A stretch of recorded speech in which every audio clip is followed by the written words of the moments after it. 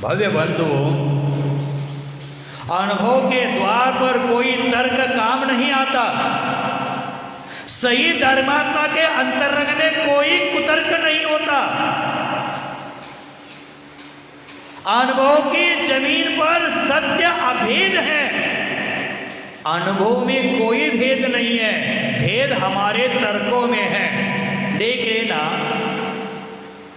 कोई गरीब के घर में मिट्टी का दिया है, मृणमय दीपक है। किसी के घर में चांदी का दीपक है, किसी के घर में सोने का दीपक है, किसी के घर में रत्न लगाया हुआ रत्न दीपक है। लेकिन उसमें बाती डालकर ज्योति प्रज्वलित करेंगे तो प्रकाश समान ही आएगा। प्रकाश में कोई भेद नहीं है। दिए अलग अलग हो चुके हैं, लेकिन लो में कोई फर्क नहीं है, उसकी ज्योति में कोई फर्क नहीं है। फर्क मात्र दीपकों में है।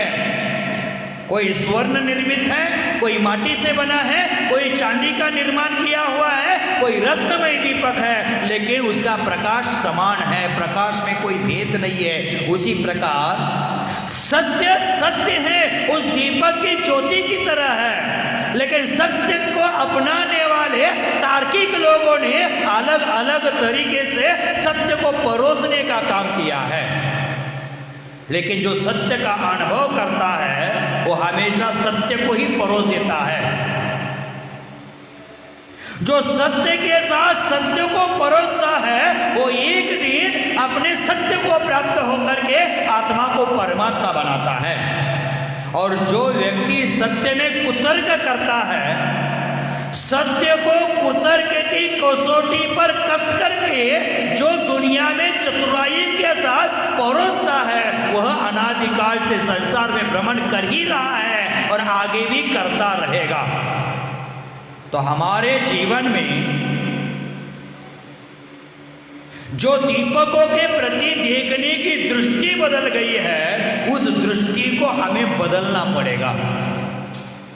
सत्य की ओर देखना पड़ेगा, उस सत्य की ज्योति की ओर एकाग्र चित्त होकर देखना पड़ेगा और अपने जीवन में सत्य का अनुभव करना पड़ेगा। भव्य बंधुओं, हमारे जीवन में अनुभव में उतरकर उस सत्य को पहचानना होगा। लेकिन आज सत्य का अनुभव करना कौन चाहता है?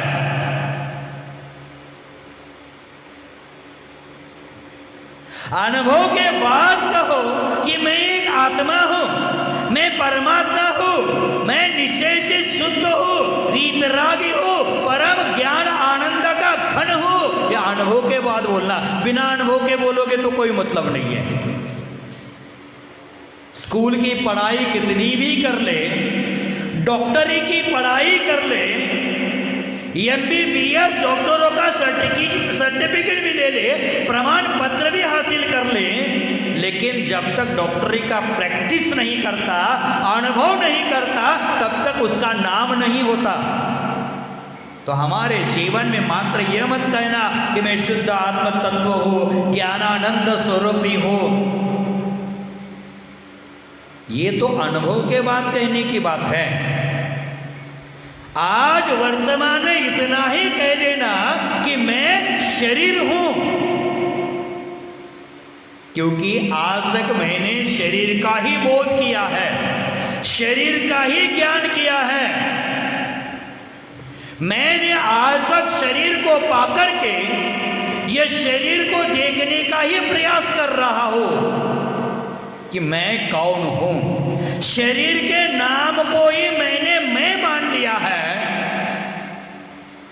जब भी कोई कुतर्क के द्वारा द्वार पर दस्तक देता है और कहता है कि भीतर कौन है, तब हमारी आंखें मूंद जाए, हमारी आंखें बंद हो जाए और अंतरंग के वातायन खुल जाए, अंतर हृदय की खिड़कियां खुल जाए, तब अपने आप से ही हम पूछने लगेंगे कि बताओ कौन है, बताओ कि मैं कौन हूं। और इसी तरह अपने से अपने को जवाब आएंगे, वही जवाब मौलिक होंगे। वही जवाब महत्वपूर्ण होंगे, वे आपको धन्य बनाएंगे, आपको धर्मात्मा बनाएंगे, आपको भगवान बनाएंगे।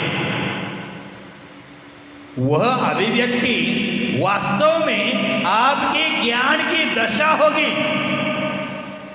वही अभिव्यक्ति वास्तव में हमारे परिणामों की विशुद्धि की दशा होगी और वही हमें कृत्य करा देगी, वही हमें परम ज्योति करा देगी, वही हमें वीतराग करा देगी, वही हमें सर्वज्ञपना प्राप्त करा देगी। हमें स्वयं का अनुभव करना है, स्वयं की अभिव्यक्ति करना है। स्वयं के अभिव्यक्ति के द्वारा जो प्रकट होता है वही सत्य होता है, वही शाश्वत होता है, वही अखंड होता है और वही निज का ज्ञान होता है।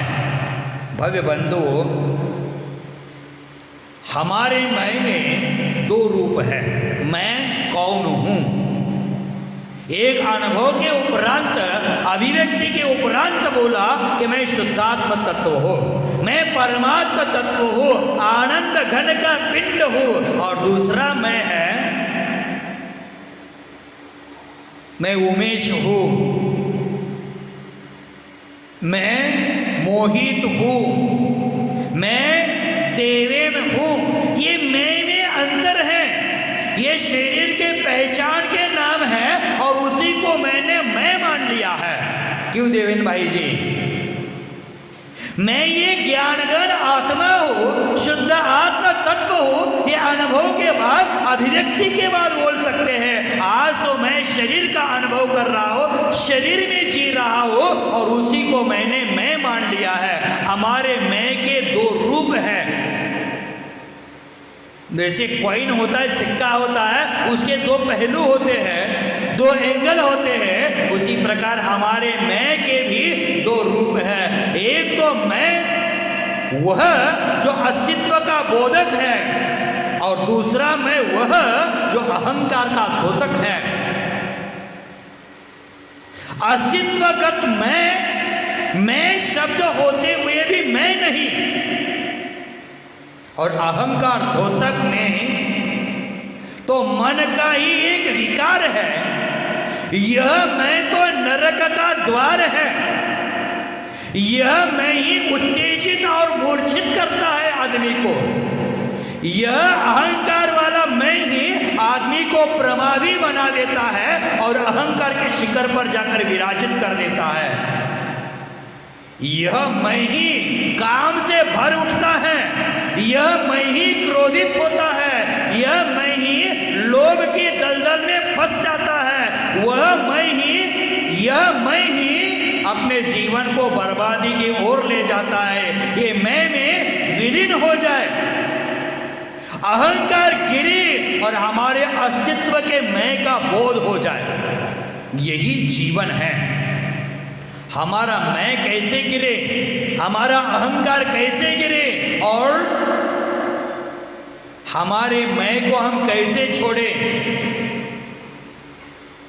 दूसरे शब्दों में कहा जाए, दूसरे अर्थों में हमें अपने मैं का बोध कैसे हो, तो जैनाचार्य कहते हमें इस मैं का बोध ज्ञानोपयोग से होगा, दर्शनोपयोग से होगा, कषायों की मंदता से होगा, नीच की ओर अपनी परिणति लगाने से होगा।